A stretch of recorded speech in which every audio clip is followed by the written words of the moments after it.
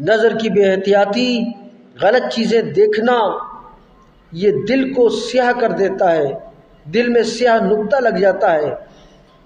لیکن خوشخبری یہ ہے کہ نظر نیچی کرے، اللہ دل کو پاک کر دیتا ہے۔ آج رک جائیے، آج رک جائیے، اللہ آپ کا انتظار کر رہا ہے کہ کب آپ توبہ کرتے ہیں۔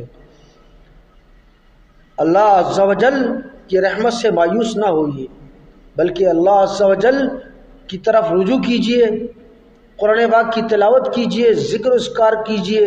انشاءاللہ عز و جل اللہ رب العالمین دل کی سختی کو دور فرما دے گا اور دل نیکیوں میں لگنے لگ جائے گا۔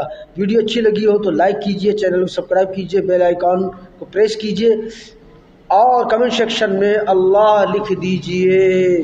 جزاک اللہ خیر فی الدارین۔